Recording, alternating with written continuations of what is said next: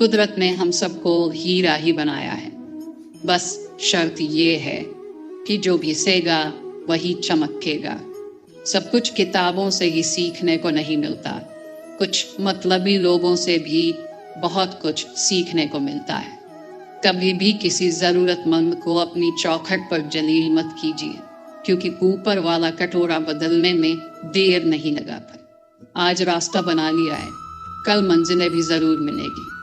हौसलों से भरी ये कोशिश एक दिन जरूर रंग लाएगी। इस संसार में कुछ भी स्थिर नहीं है, न समय, न प्रेम, न घृणा और न ही संबंध।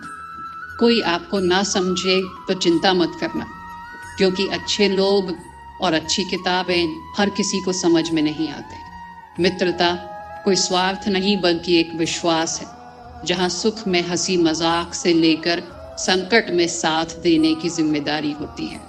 यहाँ झूठे वादे नहीं बल्कि सच्ची कोशिशें की जाती हैं। सच्ची बात बोलने वाला और सही राह पर चलने वाला इंसान हमेशा दुनिया को कड़वा लगता है।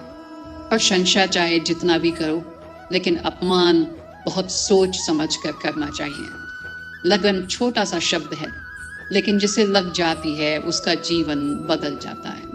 जब रिश्ते रुलाने लगे तो उसे नजरअंदाज करना सीखो, जिंदगी बहुत आसान हो जाएगी। दुख आने से पहले ही दुखी होने वाला व्यक्ति आवश्यकता से अधिक दुख भोगता है।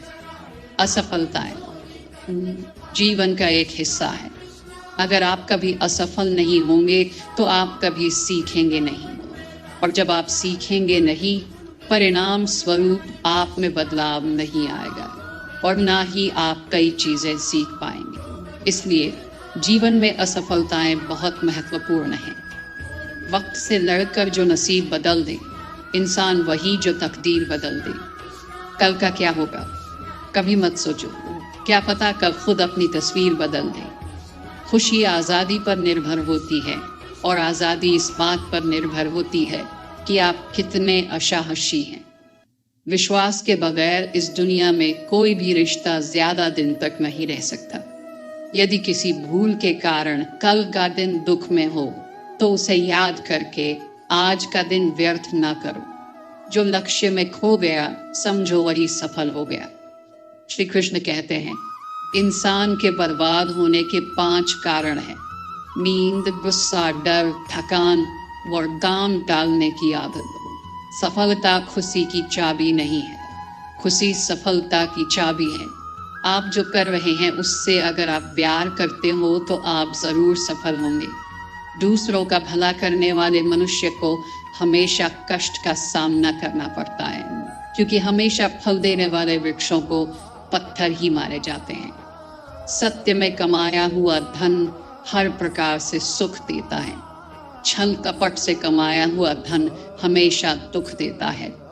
चुप रहने से बड़ा कोई जवाब नहीं, और माफ कर देने से कोई बड़ी सजा नहीं होती। जब मेहनत करने से सपने पूरे नहीं होते तो रास्ता बदलिए, सिद्धांत नहीं, क्योंकि पेड़ भी हमेशा पत्ते बदलता है, जड़ नहीं। किसी की संगत से आपके विचार अगर शुद्ध होने लगे तो समझना कि वो इंसान कोई साधारण व्यक्ति नहीं। आपका कठिन समय ही आपको मजबूत बनाता है। एक समझदार व्यक्ति वही है जो दूसरों को देखकर उसकी विशेषता को सीखता है, उससे तुलना और ईर्ष्या नहीं करता। आज के दौर का वही भगवान है जिसके पास पैसा और पद है। आज रिश्ते का दूसरा नाम पैसा बन गया है। घर में कितने भी गंदगी क्यों ना हो, अगर आपके पास पैसे हैं तो आपकी अनपढ़ता, आपके बुरे कर्म, आपका बुरा व्यवहार सब कुछ माफ कर दिया जाएगा। ये कलयुग है, यहाँ बुरे के साथ बुरा हो या ना हो, लेकिन अच्छे के साथ बुरा अवश्य होता है। जिंदगी में कभी भी किसी को इतना महत्व मत दो कि वो तुम्हारे चेहरे से मुस्कान ही छीन ले। अपने जीवन की समस्याएं किसी के साथ साझा मत कीजिए, क्योंकि 80% लोगों को उससे कोई फर्क नहीं पड़ता।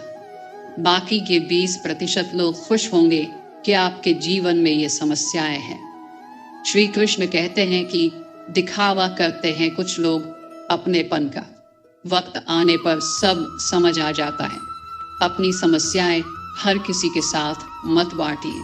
कोई मीठा बोल रहा है या सहानुभूति दिखा रहा है तो इसका अर्थ यह नहीं कि वो आपका शुभ चिंतक है। कर्मों का लिखा हर हाल में भुगतना पड़ता है।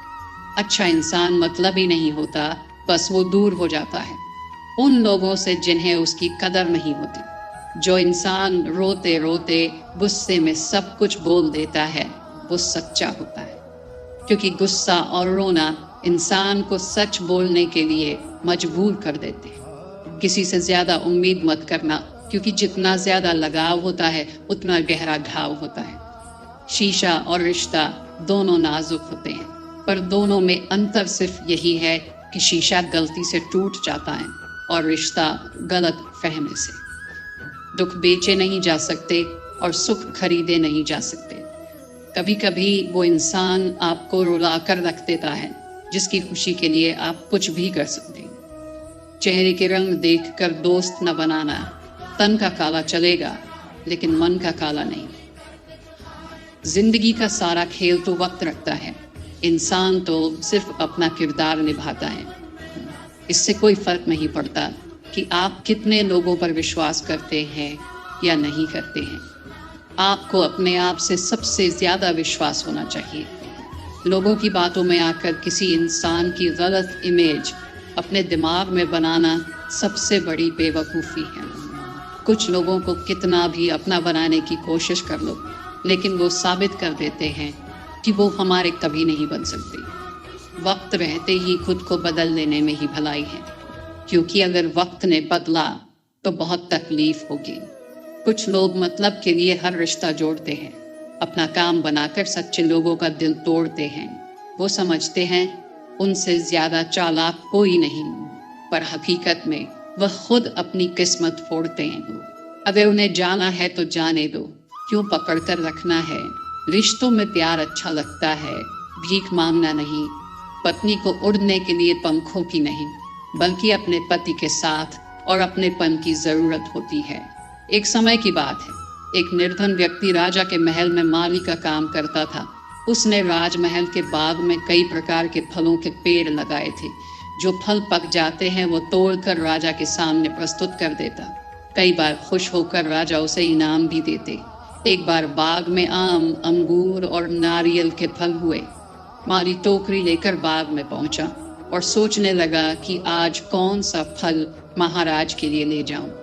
कुछ देर सोचने के बाद उसने अंगूर तोड़ ली और टोकरी में भरकर राजा के पास पहुंचा। उन दिनों राजा कुछ चिंतित था। उसे गुप्तचर द्वारा सूचना मिली थी कि पड़ोसी राज्य का राजा उस पर आक्रमण की तैयारी में है। वो बस इस बारे में गहन सोच विचार में डूबा हुआ था। तभी माली उसके पास पहुंचा और चुपचाप उसके सामने टोकरी रखकर कुछ दूर जाकर बैठ गया। राजा मंथन करते करते टोकरी से अंगूर उठाकर खाने लगा। वो आधा अंगूर खाता और आधा फेंक देता, जो माली के ऊपर गिराता। जैसे ही अंगूर माली को लगता, वो कहता, भगवान तू बड़ा दयालु है। सोच विचार में डूबे राजा का ध्यान इस ओर था ही नहीं कि वह अंगूर माली के ऊपर फेंक रहा है। एक बार फिर उसने अंगूर माली के ऊपर फेंका और माली ने फिर से कहा, भगवान तू बड़ा दयालु है। इस बार राजा का ध्यान माली की ओर चला गया। उसने आश्चर्य से उसे देखा और पूछा, माली, मैं तुम पर जूठे फल फेंक रहा हूं और तुम कह रहे हो भगवान तो बड़ा दयालु है, इसमें भगवान की कैसी दया।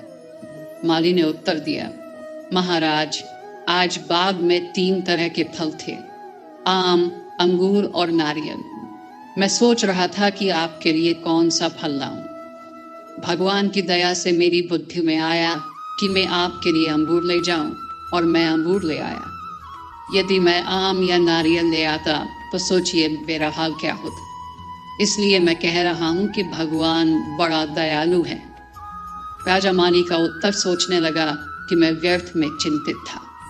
भगवान की दया से उसे समय रहते पड़ोसी राज्य के राजा के पहल से की हुई योजना का पता चल गया। इससे उसे अपने राज्य की रक्षा की तैयारी का पर्याप्त समय मिल गया।